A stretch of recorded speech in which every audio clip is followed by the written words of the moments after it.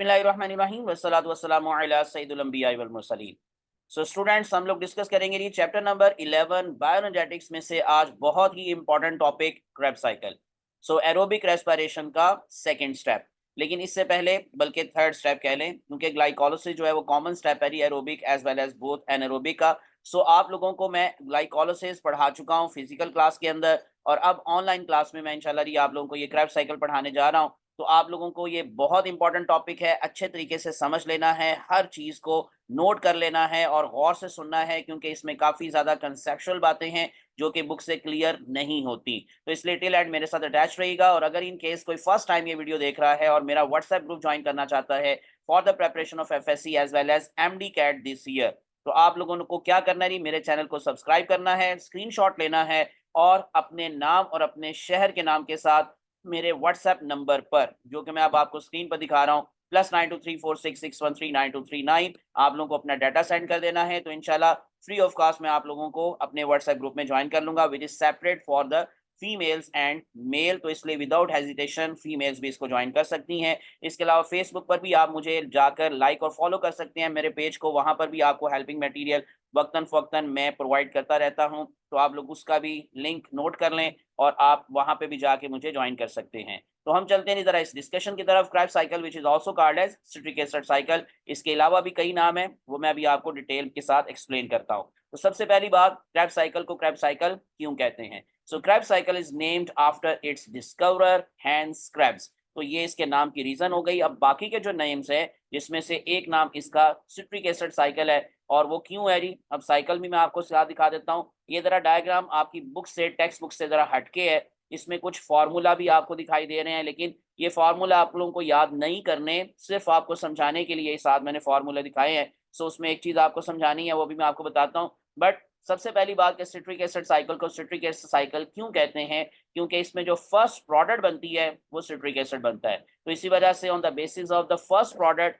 हम लोग इसका नाम रखते हैं सिट्रिक एसिड साइकिल। अब अगर इसका फार्मूला आप देखेंगे, ये बेसिकली सिट्रेट लिखा हुआ है, क्योंकि इसमें आयोनिक फॉर्म में दिखाई गई हैं चीजें, जैसे कि कार्बोक्सिलिक ग्रुप को COO और साथ आपको जैसे नेगेटिव चार्ज नजर आ रहा है। सो ये COOH, अगर आप उसको कार्बोक्सिलिक ग्रुप की बेस पर कहेंगे तो 3 कार्बोक्सिलिक ग्रुप इसमें मौजूद है। मैं हाईलाइट कर देता हूँ। जैसे ये देखेंगे, ये पहला कार्बोक्सिलिक ग्रुप, इसी तरह से ये सेकंड कार्बोक्सिलिक ग्रुप, और इसी तरह से ये थर्ड कार्बोक्सिलिक ग्रुप। तो 3 कार्बोक्सिलिक ग्रुप होने की वजह से हम सिट्रिक एसिड को ट्राई कार्बोक्सिलिक एसिड भी कहते हैं, और दैट्स वाई इसका एक और नाम फिर क्या हो गया, TCA साइकिल। अब ये नाम आपकी टेक्स्ट बुक में नहीं लिखा हुआ, तो ये अंडरस्टैंडिंग की बात है कि अगर इन केस आप लोगों को वो नोट देने के लिखने के लिए देते हैं यानी लॉन्ग क्वेश्चन के अंदर कि right a note on TCA cycle, जो अंडरस्टैंडिंग का क्वेश्चन बनाकर दिया जा सकता है, तो आप लोग कंफ्यूज हो सकते हैं कि ये साइकिल तो हमने पढ़ा ही नहीं था। तो ये बेसिकली क्रेब्स साइकिल का तीसरा नाम है, TCA cycle, try carboxylic acid cycle. और क्योंकि सिट्रिक एसिड के अंदर अगर आप टोटल कार्बन्स की तादाद देखेंगे तो वो 6 कार्बन्स हैं, तो दैट्स वाई हम इसका फिर तीसरा नाम क्या रख लेते हैं, C6 पाथवे। अब ये 3 नाम हो गए अलग से क्रेब्स साइकिल के अलावा, citric acid cycle, TCA cycle and C6 pathway. तो इन तीनों नामों को भी याद रख लें, क्योंकि अगर इन केस लॉन्ग क्वेश्चन में इनमें से कोई नाम लिखा होगा तो आपको पता हो कि ये क्रेब्स साइकिल ही के दूसरे नाम है, या तीसरे या चौथा नाम है। और उसके अलावा नहीं, आप लोगों को पूछा जा सकता है कि ये कहाँ चलता है। सो एरिया कौन सा है, कहाँ पर ये सेल के अंदर प्रोसेस चलता है। तो मेन एरोबिक रेस्पिरेशन के सारी माइटोकॉन्ड्रिया के अंदर होती है, पायरुविक एसिड की ऑक्सीडेशन भी वहीं पर होती है, क्रेब्स साइकिल भी वहीं पे चलता है, और जो इलेक्ट्रॉन ट्रांसपोर्ट चेन है वो भी वहां पे। लेकिन अब माइटोकॉन्ड्रिया के अंदर भी डिफरेंट एरियाज हैं, तो हम लोग माइटोकॉन्ड्रिया के अंदर क्रेब्स साइकिल की लोकेशन याद रखेंगे, मैट्रिक्स ऑफ माइटोकॉन्ड्रिया, क्योंकि जो पायरुविक एसिड की ऑक्सीडेशन है वो भी मैट्रिक्स से शुरू होती है एज सच, और उसके बाद कंप्लीट ऑक्सीडेशन अगर हम कहें तो वो क्रेब्स साइकिल में होती है, और क्रेब्स साइकिल चलता है मैट्रिक्स ऑफ माइटोकॉन्ड्रिया में। और उसके बाद फिर आगे चलते नहीं, नेक्स्ट वन हमारे पास जो क्रेब्स साइकिल से रिलेटेड बातें हैं, पहले मैं ये जरा ड्राइंग क्लियर कर लूँ कि इसमें से जो आप लोगों को अभी मैंने हाईलाइट की थी चीज़ें, तो वो ज़रा क्लियर हो जाएं, और उसके बाद फिर मैं इसके बाद आप लोगों को फर्दर जो है एक्सप्लेन करता हूँ। चले हम चलते हैं नहीं, अब इसके अंदर फर्दर जो हमारे पास चीज़ें हैं, उसमें पहली बात तो ये कि आप लोगों को ये साइकिल, जैसे मैंने कहा कि बुक से थोड़ा सा हटके है, यानी इसमें फार्मूले भी दिखाए गए हैं, लेकिन बहरहाल इसमें इनपुट याद रख लें कि कौन कौन सी चीज़ें जो हैं वो एंटर हो रही हैं, यानी in other words cycle start कहाँ से हो रहा है। तो ये साइड पर ना आपको पायरुविक एसिड की ऑक्सीडेशन दिखाई गई है, कि जो पायरुविक एसिड बनता है as a result of glycolysis. अब 2 पायरुविक एसिड बनते हैं तो 2 क्रेब्स साइकिल चलेंगे, लेकिन बहरहाल एक पायरुविक एसिड अपना जो क्रेब्स साइकिल चलाएगा उसमें सबसे पहले वो माइटोकॉन्ड्रिया में एंटर होने के लिए अपने आप को चेंज करता है इनटू एसिटिक एसिड, और फिर एसिटिक एसिड जब एंटर होता है इनटू द माइटोकॉन्ड्रिया तो उसके साथ कोएंजाइम ए वो आकर अटैच होता है। साथ ये ऑक्सीडेशन आपको दिखाई दे रही है, एनएडी चेंज हो जाता है इनटू एनएडीएच में, तो जिसका मतलब ये एनएडी की क्या हो जाती है जी, रिडक्शन, और जो पायरुविक एसिड है उसकी क्या हो जाती है, oxidation. That is the main difference between aerobic and anaerobic respiration. Anaerobic respiration में पायरुविक एसिड की रिडक्शन होती है जिसको हम फर्मेंटेशन कहते हैं, और एरोबिक पाथवे के अंदर पायरुविक एसिड की ऑक्सीडेशन होती है। तो जब ऑक्सीडेशन हो गई, साथ कार्बन डाइऑक्साइड का मॉलिक्यूल भी रिलीज हुआ, इस प्रोसेस को हम डीकार्बोक्सिलेशन कहेंगे, और फिर ये चेंज होता है सबसे पहले एसिटिक एसिड में। अब ये आपको मैं आपकी तरह बुक की तरफ लेके चलता हूँ, जो आप लोगों की बुक के अंदर इंफॉर्मेशन या चीजें मौजूद हैं उसको भी जरा क्लियर कर लीजिएगा। ये अब क्रैब साइकिल आप लोगों की बुक का जो मैं आपको दिखा रहा हूँ, इसमें कोई फार्मूला वगैरह नहीं लिखा हुआ, लेकिन अगर इन केस देखेंगे तो ऊपर ये जो आप लोगों को पायरुविक एसिड की ऑक्सीडेशन का प्रोसेस दिखाया गया है, जैसे अभी हम देख रहे थे, तो उसके अंदर आप लोगों को पायरुविक एसिड सबसे पहले एसिटिक जो है वो एसिटिक एसिड में चेंज होता है। इससे पहले भी एक और पैराग्राफ है जी आपकी बुक के अंदर पायरुविक एसिड की ऑक्सीडेशन रिलेटेड, वो भी मैं जरा आप लोगों को क्लियर कर दूं। ये मैं जरा जूम करके आपको दिखा देता हूँ चीजें, और इसमें एक दो चीज हाईलाइट करके मैं आपको जरा शो कर देता हूँ या समझा देता हूँ। ये देखें, ये पायरुविक एसिड की ऑक्सीडेशन के अंदर उसने क्या लिखा हुआ है, the end product of glycolysis does not enter the Krebs cycle directly। Number 1 पहली बात याद रख लें, ठीक है, ये डायरेक्ट पायरुविक एसिड से प्रोसेस शुरू नहीं होगा Krebs साइकिल।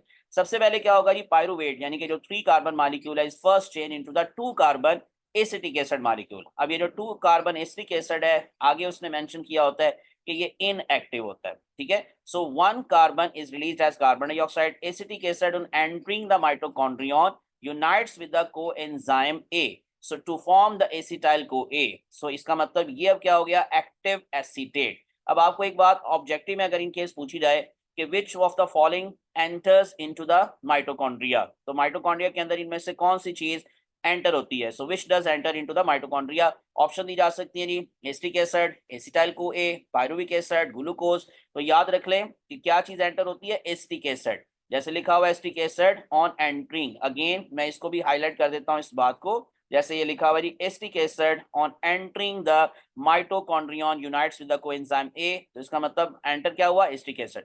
और उसके साथ फिर जैसे ही को ए लगा, अब को ए के साथ एस एच भी लिखा होता है, वो भी मैं आपको थोड़ा सा क्लियर कर दूं कि ये एस एच क्या है। ये जरा मैं आपको अगेन अगले पेज पर ले जाता हूं और वहां पर जाकर आपको ये मैं डायग्राम दिखाता हूं जिसमें उसने पूरा उसका नाम लिखा होता है। ये जरा ज्यादा ही हम आगे चले गए, चले जरा जी आते हैं, ये जरा देखिएगा ये डायग्राम जो बनी हुई है इसमें आपकी बुक के अंदर, यहाँ पर अगर आप इन केस देखेंगे तो साथ एस एच भी लिखा हुआ है। ये बेसिकली सल्फोहाइड्रल ग्रुप है, और जब ये पूरा कहलाता है नाम कोएश, और जब ये अटैच होता है तो सल्फोहाइड्रल ग्रुप साथ से उतर जाता है, और एसिटिक एसिड के साथ जस्ट क्या लगा दिखाई देता है आपको को ए, तो इसलिए इसका नाम फिर हम रख लेते हैं acetyl co A which is the 2 carbon compound and this process या Krebs cycle is started from the acetyl co A. यानी इनपुट अगर इन केस आपसे पूछी जाएगी Krebs साइकिल की इनपुट क्या है। अब मैं दोबारा से आपको लिए चलता हूँ जी, ये जो मैंने आपको पावर पॉइंट्स की स्लाइड दिखा रहा था, तो इसके अंदर मैंने कहा इनपुट से हम बात शुरू करें तो acetyl co A is an input of the Krebs cycle. तो एसिटाइल को ए से ये प्रोसेस शुरू होगा और उसके बाद फिर आगे फर्दर प्रोडक्ट्स बनना शुरू हो जाएंगी, तो इसलिए इनपुट हम किसको कहेंगे, एसिटाइल को ए।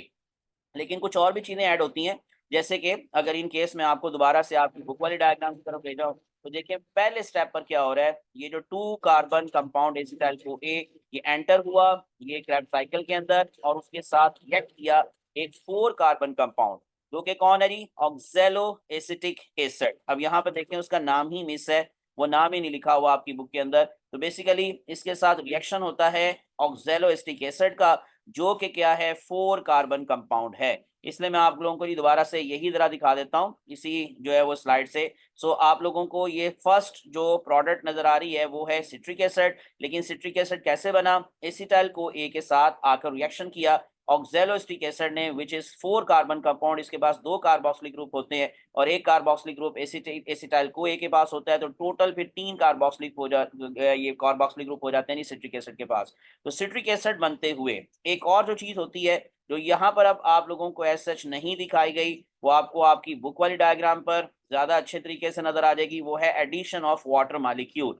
तो फिर पहले स्टेप पर अब 3 काम हुए, मैं दोबारा से आपको बता दूं वो कौन कौन से। The citric acid is produced and को एश यानी को एश कह लें, को एश इज रीजनरेटेड, यानी कि जो को एश जो है वो आकर अटैच हुआ था एसिटिक एसिड के साथ और उसने उसको चेंज किया था इनटू एसिटाइल को ए, वो दोबारा से यहाँ रीजनरेट होगा और उसके बाद फिर से वो नए आने वाले एसिटिक एसिड के साथ रिएक्शन करेगा। तो इसका मतलब इसकी रीजनरेशन भी यहाँ पर हो रही है। और तीसरा काम क्या हो रहा है, that is the addition of water molecule. तो 3 बातें हो गई, सिट्रिक एसिड प्रोडक्शन, कोएश regeneration and addition of the water molecule यानी कि हाइड्रेशन। तो 3 चीजें आप लोग फर्स्ट स्टेप पर याद रख लें। अब चलते हैं सेकंड स्टेप पर। अब अगर आप देखें तो आपकी बुक ने आप लोगों को यहाँ 2 एरोस शो किए हुए हैं, इसका मतलब जो सेकंड स्टेप पर बना वो एक इंटरमीडिएट अनस्टेबल कंपाउंड था जिसका नाम आपको आपकी बुक ने नहीं बताया, लेकिन मैं अभी आपको बता देता हूं। और उसके बाद फिर थर्ड स्टेप पर एक स्टेबल प्रोडक्ट आपको दिखाई दे रही है, दैट इज आइसोसिट्रेट। ये सारे इंटरमीडिएट प्रोडक्ट्स हैं, लेकिन आप लोगों को जो उसने अनस्टेबल प्रोडक्ट्स हैं उनके नाम यहाँ पर मेंशन नहीं करके दिए हुए। तो आप लोगों को वो मैं दिखा देता हूँ अगेन इस स्लाइड पर। तो आप लोगों को यहाँ पर वो देखिएगा, तो सेकंड स्टेप पर एक नाम लिखा नजर आ रहा होगा, बल्कि यहाँ पर भी वो नहीं है, एक्वेनेटिक एसिड होता है वो। सो यहाँ पर भी वो नहीं है, लेकिन मैं आपको एक अगेन अलग से एक डायग्राम दिखाऊंगा जिसके अंदर आप लोगों को जरा क्लियर हो जाएगा कि वो एक्वेनेटिक एसिड अनस्टेबल किस वजह से है और किस वजह से ये अनस्टेबल नहीं है। तो एनीवेज जी, इसके अंदर अब आप लोगों को जो अभी दिखाई दे रहा है वो स्टेबल प्रोडक्ट का नाम नजर आ रहा है। और स्टेबल प्रोडक्ट का नाम क्या है जी, इसमें जो है जी वो आइसोसिट्रिक एसिड लिखा हुआ है। तो आपको मैं जरा जी एक और डायग्राम दिखाता हूं जिसमें आप लोगों को एक्वेनेटिक एसिड के हवाले से भी थोड़ी सी मैं एक्सप्लेनेशन दे देता हूं। चलिए ये देखिए ज़रा एक और, अब आप लोगों को मैं ये जो है वो पिक दिखा रहा हूँ सिट्रिक एसिड साइकिल के हवाले से, जो ज़्यादा ज़रा एक्सप्लेन करके आपको दिखाई गई है। थोड़ी सी मुश्किल आपको लग रही होगी, लेकिन अभी आप लोगों ने फिलहाल सिर्फ एक चीज़ समझनी है, वो ये कि जो सिट्रिक एसिड है वो डायरेक्ट चेंज नहीं हुआ इनटू आइसोसिट्रिक एसिड। वो मैं आपको जैसे बता रहा था कि बीच में एक अनस्टेबल प्रोडक्ट है जिसका नाम आप लोगों को यहाँ लिखा नजर आ रहा है, सिस एकोनाइटेट। सो इसको मैं हाईलाइट कर देता हूँ, सिक्स एकोनाइटेट। ये जो सिस एकोनाइटेट जो है वो एक अनस्टेबल प्रोडक्ट कैसे प्रोड्यूस हुई, बेसिकली सिट्रिक एसिड में से 2 चीजों ने मिलकर एक वाटर मॉलिक्यूल प्रोड्यूस किया, ये OH यहाँ से और इस कार्बन के साथ से एक हाइड्रोजन, ये एक वाटर मॉलिक्यूल बन के बाहर गया और इस एंजाइम ने कंट्रोल किया इस प्रोसेस को, एकोनाइटेज। ये नेक्स्ट प्रोडक्ट की वजह से इसके एंजाइम का नाम है एकोनाइटेज। तो क्या बना, सिस एकोनाइटेट। और उसके बाद फिर वही वाटर मॉलिक्यूल दोबारा से एंटर हुआ, यानी कि जो निकला था वाटर मॉलिक्यूल वो दोबारा वापस आ गया, इसलिए नेट गेन हम वाटर का यहाँ पर 0 कहते हैं कि जो गया था वही वापस आ गया है। लेकिन जब वाटर मॉलिक्यूल वापस आया तो जो हाइड्रोजन थी जहां से उतरी थी, अब देखें अगर इन केस वो यहाँ इस कार्बन के साथ से हाइड्रोक्सल उतरा है और इस कार्बन के साथ से एक हाइड्रोजन गई थी, CH2 से CH रह गया था। लेकिन अब क्योंकि यहाँ पर वो अनस्टेबल प्रोडक्ट थी तो उनको वापस वो चीजें प्रोवाइड की गई। अब जहां से हाइड्रोक्सल उतरा था वहां हाइड्रोजन आकर लग गई है, ये देखें। और उसके बाद फिर जो कार्बन थी जिसके साथ आप लोगों को अब CH2 लिखा नजर आ रहा था, वहां पर CH के साथ अब OH भी लगा हुआ है। तो इसका मतलब जहां से चीजें उतरी थी वहां आकर नहीं लगी, लेकिन क्योंकि दोबारा से वो सारा मॉलिक्यूल मुकम्मल हो गया है तो इसको अब हम लोग एक स्टेबल प्रोडक्ट कहेंगे और इसका नाम क्या रखेंगे, आइसोसिट्रेट। तो वाटर के निकलने से बना सिस एकोनाइट्रेट और वाटर के वापस आने से क्या बन गया, आइसोसिट्रेट। तो जो स्टेबल प्रोडक्ट है सिट्रिक एसिड के बाद वो है आइसोसिट्रेट। इसलिए एकोनेटिक एसिड या जिसको हम सिस एकोनाइट्रेट भी कह सकते हैं, उसको आप इग्नोर भी कर सकते हैं और उसको नहीं मेंशन किया जाता, लेकिन उसका नाम इसलिए आपके माइंड में होना चाहिए क्योंकि सम टाइम इस तरह की बातें अंडरस्टैंडिंग में आती हैं और एंटी टेस्ट के अंदर भी पूछी जा सकती हैं। अब हम जरा चलते हैं दोबारा से अपनी बुक वाली डायग्राम की तरफ कि उसके अंदर अब फर्दर आप लोगों को उसने अगला स्टेप क्या बताया है और वहां पर क्या चेंजेस आ रही हैं। जल्दी से मैं वो अब आप लोगों को दिखा देता हूँ। सो हम लोग चले जाते हैं नहीं इस डायग्राम की तरफ। तो इसमें अगर आप देखेंगे तो मैं अगेन जी आप लोगों को पहले ये सारी ड्राइंग जरा क्लियर कर दूं क्योंकि आप लोगों को ये बीच में जो चीजें हैं कंफ्यूज ना करें। सो अब देखिए, आइसोसिट्रेट जब बन गया जो कि तीसरे स्टेप पर बना, तो फिर फोर्थ स्टेप पर ऑक्सीडेशन होती है और ये इस साइकिल की पहली ऑक्सीडेशन है। और इस ऑक्सीडेशन को हम लोग बोलेंगे एनएडी मीडिएटेड ऑक्सीडेशन, बिकॉज इसके अंदर ऑक्सीडाइजिंग एजेंट कौन है, एनएडी, और इसमें जो रेड्यूसिंग एजेंट है वो कौन है जी, आइसोसिट्रिक एसिड। तो आइसोसिट्रेट या आइसोसिट्रिक एसिड रिड्यूस कर देता है एनएडी को, और एनएडी ऑक्सीडाइज कर देता है आइसोसिट्रेट को, तो हम इसको कहते हैं एनएडी मीडिएटेड ऑक्सीडेशन, जो फर्स्ट टाइम इस साइकिल के अंदर हो रही है। और उसके साथ एक और चीज हुई, कार्बन डाइऑक्साइड की रिमूवल। सो दो काम एक ही वक्त में हुए, एक ऑक्सीडेशन और एक डीकार्बोक्सिलेशन। और रिजल्ट क्या जी उसका, जो कि नंबर 4 स्टेप पर अब आपको प्रोडक्ट याद रखना है, अल्फा कीटो ग्लूटारिक एसिड, जिसको हम शॉर्ट करके लिख सकते हैं अल्फा कीटो ग्लूटारेट, जब इसकी आयोनिक फॉर्म हम शो करेंगे। अब इसमें 5 कार्बन है, यानी इसका मतलब वो जो 6 कार्बन थी वो 5 रह गई because of the removal of carbon dioxide. तो first time decarboxylation and first time oxidation takes place in the Krebs cycle at this step. Next step अगर आप देखेंगे तो अगेन एक अनस्टेबल प्रोडक्ट जिसका नाम आपको नहीं बताया गया, उसके बाद एक और चीज अगेन उसका नाम नहीं बताया गया, और फिर फाइनली जो सक्सिनिक एसिड है वो आपको यहाँ पर लिखा नजर आ रहा है। तो इसका मतलब ये स्टेप नंबर 4 के बाद स्टेप 5, स्टेप 6 और फिर स्टेप 7 पे कहीं जाकर ये सक्सिनिक एसिड प्रोड्यूस हो रहा है। तो 5 पर क्या बना, 6 पर क्या बना, अगेन आपकी बुक ने आपको ये नहीं बताया। लेकिन यहाँ पर एक जो चीज बताई है वो पहले सुन ले, और फिर क्या बनता है वहां पर मैं आपको दिखाता हूँ दोबारा से दूसरी डायग्राम के अंदर। तो यहाँ पर अगर आप देखेंगे तो लिखा हुआ है सेकंड ऑक्सीडेटिव डीकार्बोक्सिलेशन, यानी दो काम अगेन एक ही वक्त में हो रहे हैं, एक ऑक्सीडेशन हो रही है अल्फा कीटो ग्लूटारेट की, और साथ डीकार्बोक्सिलेशन भी हो रही है। और एनएडी की क्या हो रही है जी, रिडक्शन हो रही है, और एनएडी क्योंकि ऑक्सीडाइजिंग एजेंट है इस वजह से इस ऑक्सीडेशन को भी हम लोग एनएडी मीडिएटेड ऑक्सीडेशन का नाम देंगे। अब उसका रिजल्ट क्या निकलता है, यानी क्या बनता है, वो मैं अब आपको जरा दिखाता हूँ इस डायग्राम के अंदर, जो कि मैं आप लोगों को एक्सप्लेन कर रहा था जी। जो हमारे पास ये वाला व्यू है, देखें अब इसमें आपको आइसोस्टेटिक एसिड के बाद एक नाम लिखा नजर आ रहा है, अल्फा कीटोग्लूटारेट के बाद स्पेशली सक्सीनाइल को ए, और फिर सक्सीनाइल को ए के बाद लिखा नजर आ रहा है सक्सीनेट, यानी कि सक्सीनिक एसिड। तो इसका मतलब बीच में क्या बनता है, सक्सीनाइल को ए बनता है, और सक्सीनाइल को ए बनने के लिए जो कार्बोक्स जो है को एंजाइम ए, वो अगेन ऐड होता है यहाँ पर। अगेन देखें, अब आपको मैं वो जो पीछे डायग्राम दिखा रहा था वो भी आपको दोबारा से जरा जो पावर पॉइंट्स की स्लाइड्स हैं उस पे भी दिखा देता हूँ। तो ये देखें अगेन आप लोगों को इस स्टेप के ऊपर जो अल्फा कीटोग्लूटारेट है वो पहले चेंज होता नजर आ रहा है जी सक्सीनाइल को ए के अंदर, और सक्सीनाइल को ए बनते हुए को ए ऐड हुआ, साथ का एस एच जो था यानी कि सल्फोहाइड्रल ग्रुप वो उतर गया, और उसकी वजह से ये साथ जो अटैच हुआ वो क्या लगा रही को ए, और वो क्या बन गया सक्सीनाइल को ए। लेकिन अगले स्टेप पर वही को ए दोबारा से रिमूव हो गया, और अगर वो रिमूव हुआ तो फिर नेक्स्ट जो चीज बनी सक्सीनिक एसिड, उसके साथ कोई को ए हम अटैच नहीं करेंगे, यानी उसके साथ कोई को ए नहीं लिखा हुआ। तो इस वजह से जी आप लोग इस बात को जरा क्लियर कर लें, और उसके अंदर मैं आपको जैसे दिखा रहा था, ये जो डायग्राम्स मैं आपको दिखा रहा हूँ जी साथ साथ शो कर रहा हूँ। सो उसके अंदर ये भी अब आपको एक डायग्राम दिखाई दे रही है, उसमें भी आप लोगों को इजी करके यही चीजें बताई गई हैं, और उसके साथ साथ जो भी मैंने आप लोगों को एक्सप्लेन किया है जी, किधर गई थी वो डायग्राम, सो सिट्रिक एसिड साइकिल के हवाले से, सो वो भी आपको मैं जरा दोबारा से क्लियर कर देता हूँ कि जी आप लोगों को याद रख लेना है कि को ए जो है वो जब ऐड हो जाता है तो उसकी वजह से, अब ये है जी वो डायग्राम। सो इसको मैं जरा बड़ा करके दिखा देता हूँ। सो यहाँ पर जी को ए ऐड हुआ, और जो स्ट्रक्चर बना वो सिट्रिक एसिड, वो आइसोसिट्रिक एसिड से अल्फा कीटोग्लूटारिक एसिड, और उसके बाद फिर सक्सीनाइल को ए, और सक्सीनाइल को ए के बाद फिर जो चीज बनी वो क्या बना जी, सक्सीनिक एसिड। सो इसको जी मैं पहले जरा अब बंद कर देता हूँ। चलिए हम आ गए नहीं दोबारा से बुक वाली डायग्राम की तरफ। अब उसके बाद अगले स्टेप पर चलते हैं। तो अगला स्टेप इसका मतलब स्टेप नंबर 8। तो succinic acid is change into the fumaric acid, जिसको हम फ्यूमारेट भी कह सकते हैं। और यहाँ पर भी अगेन एक ऑक्सीडेशन हुई, तो तीसरी दफा ये ऑक्सीडेशन हुई है, लेकिन इस दफा जो ऑक्सीडाइजिंग एजेंट है वो एनएडी नहीं है, वो एफएडी है।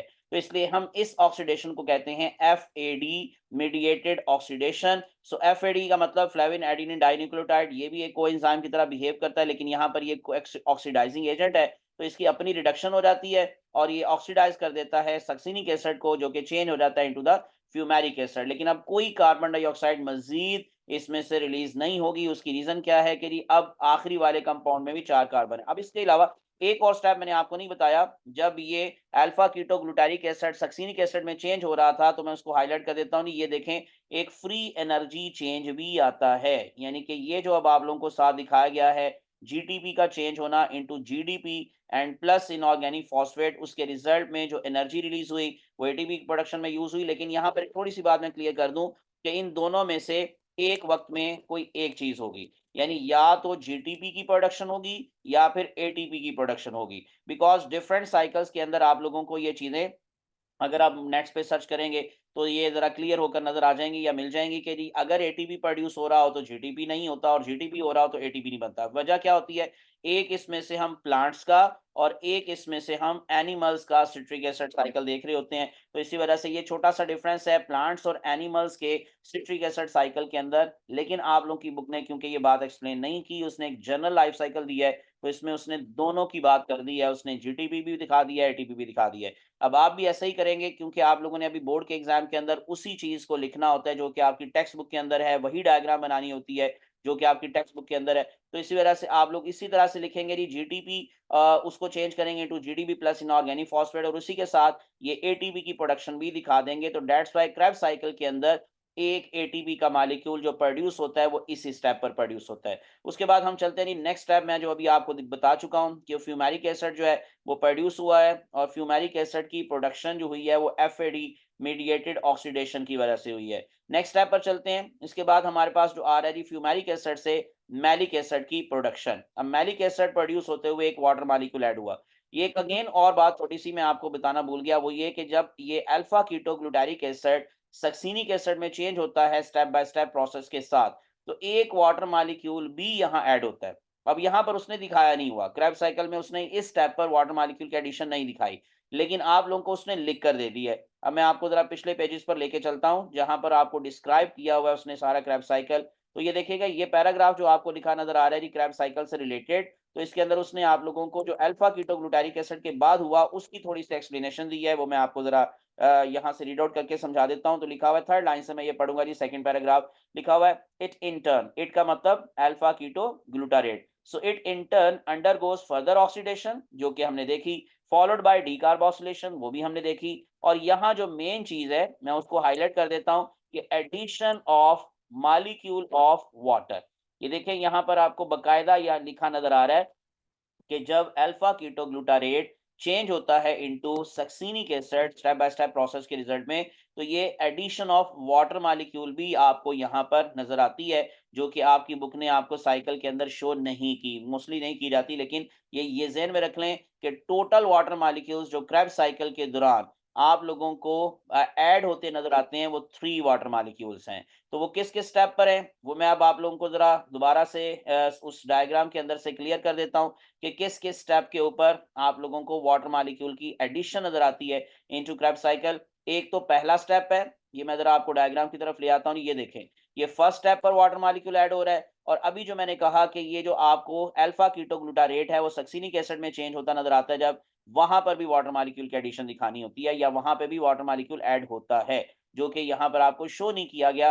लेकिन दूसरा ये, और फिर तीसरा अभी जो हमने बात की कि जब फ्यूमेरिक एसिड चेंज होता है इनटू मैलिक एसिड, तो तब भी एक वाटर मॉलिक्यूल की एडिशन होती है। तो इस तरह टोटल वाटर मॉलिक्यूल याद रख लें, ड्यूरिंग क्रेब्स साइकिल जो ऐड होते हैं वो 3 वाटर मॉलिक्यूल्स ऐड होते हैं। अब उसके बाद सेकंड लास्ट स्टेप, बल्कि आखिरी स्टेप क्या था? मैलिक एसिड का चेंज होना इनटू ऑक्सैलो एसिटिक एसिड। मैंने ये शुरू में बता दिया था जी, यहाँ पर ऑक्सैलो एसिटिक एसिड का नाम मिस है, तो एनीवेज याद रख लेंगे कि malic acid is change into the oxalo acetic acid, और उसके अंदर भी एक एनएडी मीडिएटेड ऑक्सीडेशन हुई, यानी आखिरी स्टेप पर भी एनएडी ऑक्सीडाइजिंग एजेंट का रोल प्ले करता है और मैलिक एसिड इसकी रिडक्शन कर देता है, और मैलिक एसिड की ऑक्सीडेशन के बाद वो चेंज हो जाता है इनटू ऑक्सैलो एसिटिक एसिड जो कि 4 कार्बन कंपाउंड है, और उसने दोबारा से इस साइकिल को स्टार्ट करना है by reaction with acetyl co ए। तो इस तरह ये साइकिल कंप्लीट होता है जब आखिर पर ऑक्सैलो एसिटिक एसिड प्रोड्यूस होता है। ये सारी जी बातें अब आपको मैं आपको बता चुका हूं। अब मैं आपको दोबारा से कुछ प्रोडक्ट्स के नाम दोबारा से एक्सप्लेन कर देता हूं। यानी इनपुट मैंने शुरू पर बता दिया था, एसिटाइल को ए है, लेकिन प्रोडक्ट्स में क्या क्या प्रोड्यूस हुआ। सो 3 वाटर मॉलिक्यूल्स NADH के बने, यानी 3 दफा ऑक्सीडेशन हुई, NAD मीडिएटेड ऑक्सीडेशन, और उसके रिजल्ट में 3 NADH2 मॉलिक्यूल्स प्रोड्यूस हुए। सो इसके अलावा इसमें एक, बल्कि FADH2 एक बनता है, दो नहीं बनते। ये गलती से दो लिखा हुआ है, मैं इसको जरा क्लियर कर देता हूं कि ये एक बनता है जी, दो नहीं। ओके जी, जैसे मैं अब आपको बता रहा था कि ये दो नहीं एक मॉलिक्यूल है, क्योंकि एक क्रेब्स साइकिल में एक एफएडीएच2 बनेगा। लेकिन एक चीज और माइंड में रख लीजिएगा कि जो पायरुविक एसिड है वो ग्लाइकोलाइसिस के रिजल्ट में कितने प्रोड्यूस हुए थे, दो। तो हर पायरुविक एसिड अपना अलग अलग क्रेब्स साइकिल आगे चलाएगा, तो इसलिए ये सारी चीजें असल में डबल हो जाएंगी। लेकिन जब हम लोग इसको डबल करके करेंगे तो वो फिर हमने इनपुट या जो एटीपी है उससे रिलेट करके बात करना होती है। अभी फिलहाल आपने एक क्रैब साइकिल की इंफॉर्मेशन याद रखनी है। तो एक क्रैब साइकिल में 3 NADH2, 1 FADH2, 2 molecules of carbon dioxide यानी दो दफा डीकार्बोक्सिलेशन हुई थी, एंड 1 मॉलिक्यूल ऑफ एटीपी। तो इस तरह ये चार चीजें यील्ड में आएंगी या प्रोडक्ट्स के अंदर आएंगी, और इनमें से जो NADH2 है और FADH2 है ये चला जाएगा नेक्स्ट स्टेप की तरफ, जिसको हम पढ़ेंगे जी इंशाल्लाह नेक्स्ट वीडियो के अंदर, इलेक्ट्रॉन ट्रांसपोर्ट चेन ETC, जो कि इनर मेम्ब्रेन ऑफ माइटोकॉन्ड्रिया पे चलती है। कार्बन डाइऑक्साइड जो यहाँ से रिलीज हुई वो एज अ वेस्ट प्रोडक्ट थी, वो रिलीज कर दी जाएगी और एटीपी को स्टोर कर लिया जाएगा एज एनर्जी। तो क्रैब साइकिल पे की फिर जो ओवरऑल टोटल हमारे पास डेफिनेशन बनती है इस सारे प्रोसेस के बाद, वो मैं अब आपको आखिर पर बता देता हूँ कि अगर आपको सिर्फ डिफाइन करने के लिए आए क्रैब साइकिल को डिफाइन करें तो आप कैसे करेंगे। तो वो जो डेफिनेशन कुछ इस तरह से हम लोग लिखेंगे कि क्रेब्स साइकिल और द टीसीए साइकिल, जैसे मैं आपको बता चुका हूँ, tricarboxylic acid cycle is a series of biochemical reactions to release the energy stored in nutrients through the oxidation of acetyl co A derived from carbohydrates fats and proteins, जो कि सी chain molecules कहलाते हैं। तो इन सब से हमें जो energy है वो मिली, और क्रैब साइकिल के दौरान वही एनर्जी को स्टोर किया जाता है। लास्ट पर एक इंटरेस्टिंग बात जो मैं आप लोगों के साथ शेयर कर दूं कि अगर इन केस आप क्रैब साइकिल के सारे स्टेप्स को याद रखना चाहते हैं कि पहले कौन आया था, बाद में कौन आया था, और उसके बाद कौन आया था, और लास्ट पर कौन आया, तो एक एक्रोनीम है। एक्रोनीम क्या होता है कि हम एब्रिविएशंस या फिर सेंटेंसेस बना लेते हैं एब्रिविएशंस को याद करने के लिए, या एब्रिविएशंस की मदद से सारे प्रोसेस को याद रख लेते हैं। तो acronym of citric acid cycle आप किस तरह से लिख सकते हैं? Citric acid is a silly stupid funny molecule. अब इसमें आप लोगों को देखें, मैं रेड से हाईलाइट कर दी हैं चीजें, यानी कि सिट्रिक एसिड का सी आप लोगों को नजर आ रहा है। सिट्रिक एसिड यानी पूरा याद रख ले नाम, सिट्रिक एसिड इज। अब इज किसके लिए वर्ड यूज हुआ? आइसोसिट्रिक एसिड के लिए। आगे इज अ, अब आ की बजाय हम अल्फा लिख लेते हैं, तो अल्फा का मतलब अल्फा कीटो ग्लूटारेट। नेक्स्ट लिखा हुआ है सिली, तो सिली किसके लिए आया? सक्सीनाइल को ए के लिए। स्टूपिड किसके लिए आया? सक्सीनेट के लिए। फनी किसके लिए आया? फ्यूमारेट के लिए। और मॉलिक्यूल में एम किसके लिए आया? मैलेट के लिए। और ओ किसके लिए आया? ऑक्सलेट के लिए। तो इस तरह ये पूरा एक्रोनिम बन गया, citric acid is a silly stupid funny molecule. तो इस तरह से आप लोगों को ये सारे स्टेप सीक्वेंस में याद रह जाएंगे। ये थी सारी बातें all about the scrap cycle, citric acid cycle. उम्मीद है आप लोगों के काफी पॉइंट्स क्लियर हो गए होंगे। और अगर स्टिल आप लोगों के जहन में कोई कंफ्यूजन हैं, कोई क्वेश्चन हैं, तो आप लोग मुझसे कमेंट्स के अंदर भी पूछ सकते हैं। व्हाट्सएप पर भी आप ग्रुप शेयर करके वहां पर भी पूछ सकते हैं। अल्लाह आप सबका हामी नासिर हो। मुझे अपनी दुआ में याद रखिएगा। Thanks for watching. Best of luck. मेरा व्हाट्सएप नंबर नोट कर ले अगर कोई मेरा व्हाट्सएप ग्रुप ज्वाइन करना चाहता है। +923466139239 का मैं बता चुका हूं कि चैनल को सब्सक्राइब करें, स्क्रीनशॉट लें और अपने नाम और अपने शहर के नाम के साथ मुझे मेरे इस व्हाट्सएप नंबर पर अपना डाटा सेंड कर दें। और फेसबुक पर भी आप मुझे जाकर फॉलो कर सकते हैं। अब मैं आपको ग्रुप का भी लिंक दिखा रहा हूं, all about biology, biology with Aamir. अपनी दुआ में याद रखिएगा। अल्लाह हाफिज।